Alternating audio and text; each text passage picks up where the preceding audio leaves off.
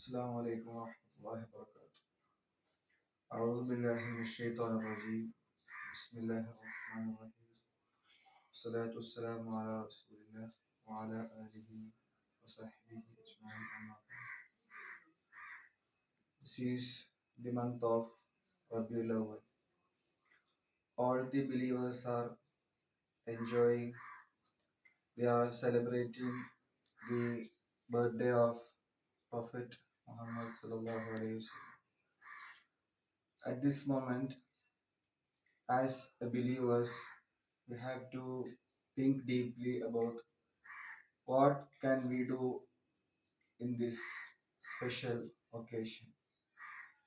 Apart from just remembering Prophet, what are the creative or productive activity we can do for the Prophet Sallallahu Alaihi Wasallam? We all know that this era, the Prophet has been forgotten among the Muslims. They are reciting Quran, they know Quran, but they don't know the Prophet. For what purpose Allah has sent the Prophet? What are the objectives of prophets? These are the main things we have to know, we have to learn, and we have to understand. There is a story or an incident of the great Mufassir Piqtal.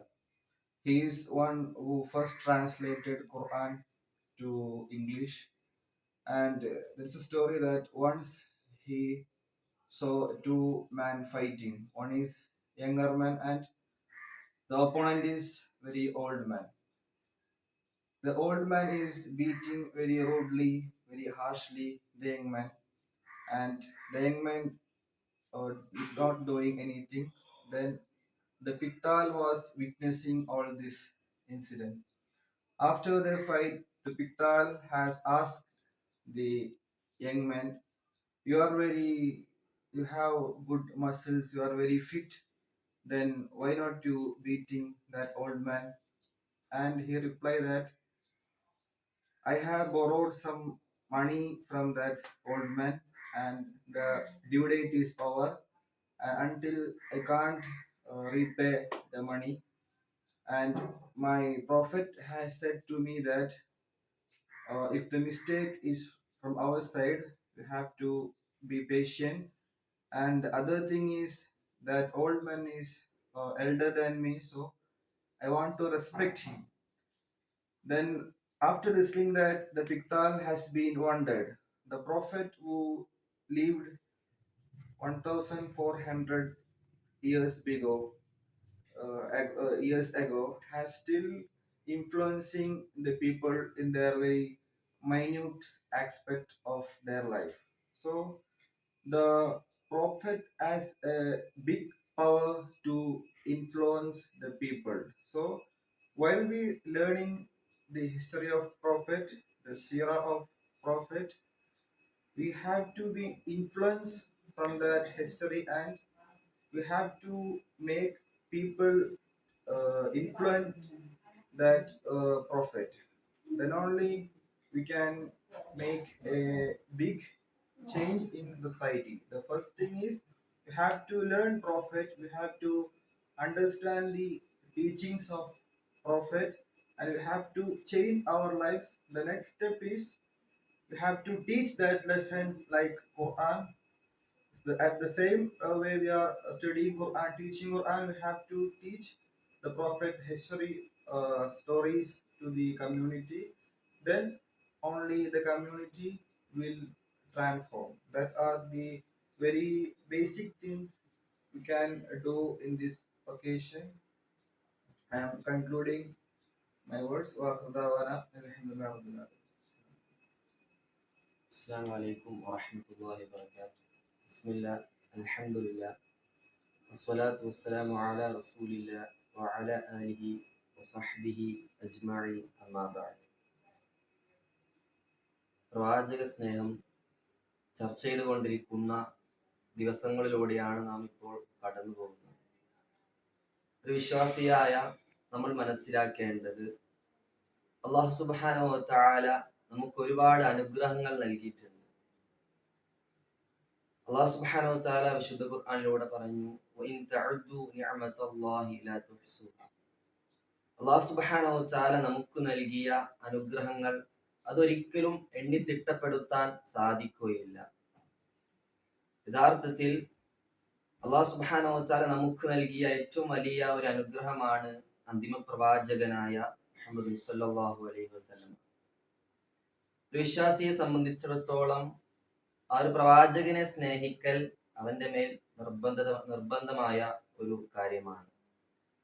ഇവിടെ നമ്മൾ മനസ്സിലാക്കേണ്ടത് എങ്ങനെയാണ് ആ പ്രവാചകനെ സ്നേഹിക്കേണ്ടത് എന്നതാണ്. പ്രവാചകൻ സ്വല്ലല്ലാഹു അലൈഹി വസല്ലമ നമുക്ക് പഠിപ്പിച്ചു തന്ന സുന്നത്തുകൾ അത് അനുധാവനം ചെയ്തുകൊണ്ടാണ് പ്രവാചകനെ സ്നേഹിക്കേണ്ടത്. പ്രവാചകൻ സ്വല്ലല്ലാഹു അലൈഹി വസല്ലം പറഞ്ഞിട്ടുണ്ട്, സ്വന്തം മാതാപിതാക്കളെക്കാളും സന്താനങ്ങളെക്കാളും അതുപോലെ തന്നെ മറ്റെല്ലാരേക്കാളും ഞാൻ അവന് ഏറെ ഇഷ്ടപ്പെടുന്നത് വരെ അവന്റെ ഈമാൻ പൂർണ്ണമാവുകയില്ല എന്ന് പ്രവാചകൻ നമുക്ക് പഠിപ്പിച്ചു തന്ന ഒരു കാര്യമാണ്. അതുകൊണ്ട് നമ്മൾ ശ്രദ്ധിക്കേണ്ടത് പ്രവാചകൻ പഠിപ്പിച്ചു തന്ന കാര്യങ്ങൾ മുറുകെ പിടിച്ചുകൊണ്ടായിരിക്കണം പ്രവാചകനെ നമ്മൾ സ്നേഹിക്കേണ്ടത്. നമ്മൾ രാവിലെ എഴുന്നേറ്റത് മുതൽ രാത്രി ഉറങ്ങാൻ കിടക്കുന്നത് വരേക്കും നമ്മൾ ശ്രദ്ധിക്കേണ്ട ഒരുപാട് സുന്നത്തുകൾ നമുക്ക് പഠിപ്പിച്ചു തന്നിട്ടുണ്ട്. ആ സുന്നത്തുകൾ മുറുകെ പിടിച്ചുകൊണ്ടായിരിക്കണം ഒരു പ്രവാചകനെ നമ്മൾ സ്നേഹിക്കേണ്ടത്. ഒരു വർഷത്തിൽ ഒരു മാസം വരുമ്പോൾ മാത്രം അതൊരു ദിവസം മാത്രം പ്രത്യേകമായി കൊണ്ട് പ്രവാചകനെ സ്നേഹിക്കാൻ അതെവിടെയും പ്രവാചകൻ നമുക്ക് പഠിപ്പിച്ചു തന്നിട്ടില്ല. പ്രവാചകന്റെ ജീവിതത്തിൽ തന്നെ ഒരുപാട് ജന്മദിനങ്ങൾ കടന്നുപോയിട്ടുണ്ട്. അതൊന്നും പ്രവാചകന് ആഘോഷിച്ചിട്ടില്ല. പ്രവാചകന്റെ വഫാത്തിന് ശേഷം അവിടുത്തെ പത്നിമാർ ഒരിക്കലും ആ ഒരു ജന്മദിനം, പ്രവാചകന്റെ ജന്മദിനം ആഘോഷിച്ചതായിക്കൊണ്ട് നമുക്ക് കാണാൻ സാധിക്കുകയില്ല. അതുപോലെ തന്നെ 4 ഖലീഫമാര്, അതുപോലെ തന്നെ താബീങ്ങൾ, തബൂ താബീങ്ങള്, മദ്ഹബിൽ ഇമാമുമാര്, ഇവരാരും ആഘോഷിക്കാത്ത ഒരു കാര്യമാണ് പ്രവാചകന്റെ ജന്മദിനം എന്നുള്ളത്. ഇവിടെ നമ്മൾ പ്രധാനമായി മനസ്സിലാക്കേണ്ടത് പ്രവാചകൻ സ്വല്ലല്ലാഹു അലൈഹി വസല്ലം എല്ലാ കാര്യങ്ങളും പഠിപ്പിച്ചു തന്നിട്ടാണ് ഇവിടെ നിന്ന് വിട പറഞ്ഞത്. നമ്മളെ സ്വർഗത്തിലേക്ക് അടുപ്പിക്കുന്നതും നരകത്തിൽ നിന്ന് അകറ്റുന്നതുമായ എല്ലാ കാര്യങ്ങളും പഠിപ്പിച്ചതിന് ശേഷമാണ് പ്രവാചകൻ സ്വല്ലല്ലാഹു അലൈഹി വസല്ലം വഫാത്തായത്. അതുകൊണ്ട് പ്രവാചകൻ പഠിപ്പിക്കാത്ത ഒരു ആഘോഷം ഒരു വിശ്വാസിയെ സംബന്ധിച്ചിടത്തോളം അവൻ ആഘോഷിക്കാൻ പാടുള്ളതല്ല. മറിച്ച് പ്രവാചകൻ പഠിപ്പിച്ചു തന്ന സുന്നത്തുകൾ അത് മുറുകെ പിടിച്ചുകൊണ്ട് അത് ജീവിതത്തിൽ പകർത്തിയായിരിക്കണം ആ പ്രവാചകനോടുള്ള സ്നേഹം നാം കാണിക്കേണ്ടത്. സത്യമായി തന്നെ മനസ്സിലാക്കാനുള്ള തൗഫീഖ് നാഥൻ ഏവർക്കും നൽകി അനുഗ്രഹിക്കുമാറാകട്ടെ.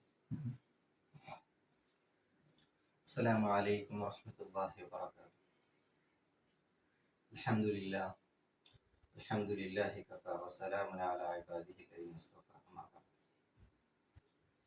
നഹ്നു നമറു ബിഅയ്യാമിൻ بوركت بولادة النبي صلى الله عليه وسلم.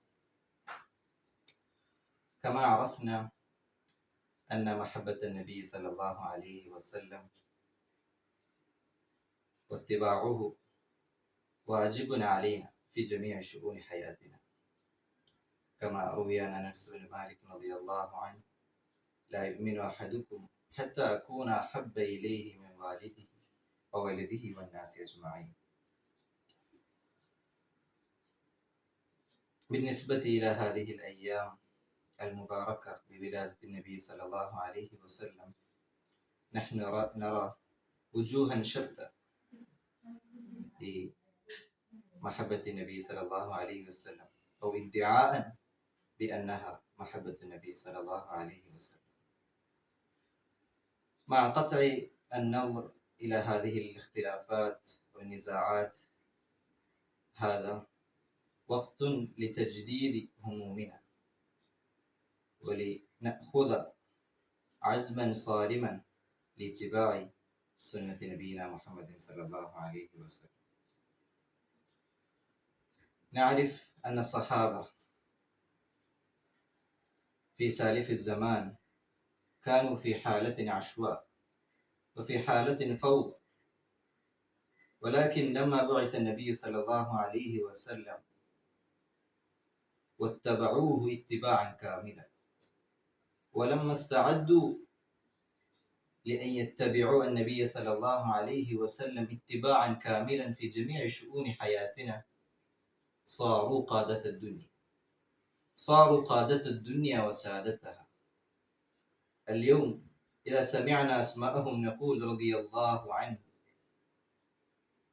اذكروا كلام الله عز وجل عنهم رضي الله عنهم ورضوا عنه. وفي هذا الوقت نأخذ عزما صارما لنكون متبع النبي صلى الله عليه وسلم. أحيانا نشعر أننا لماذا لا نتطور ولا نتقدم رغم أن العالم يتطور يوما بعد يوم. ولماذا لا نتطور؟ ولماذا لا نتشبثون بسراب التاريخ؟ أحيانا نشعر أن هذه أوهام، ولكن نحن نفهم، ينبغي لنا أن نفهم. يقول النبي صلى الله عليه وسلم: بدأ الإسلام غريبا وسيعود كما بدأ فطوبى للغرباء. ولا بأس بهذا التقدم والتطور، ولكن ينبغي أن يكون كل هذا في نطاق سنة النبي صلى الله عليه وسلم، في نطاق أمر الله عز وجل، أو منوط بأمر الله عز وجل. دعا الله جميعا أن يكون متبع النبي صلى الله عليه وسلم، ووفقنا الله جميعا أن يكون من المشفعين بشفاعة النبي صلى الله عليه وسلم. وآخر دعوانا الحمد لله رب العالمين. السلام عليكم ورحمة الله وبركاته. جزاكم الله خيرا كثيرا.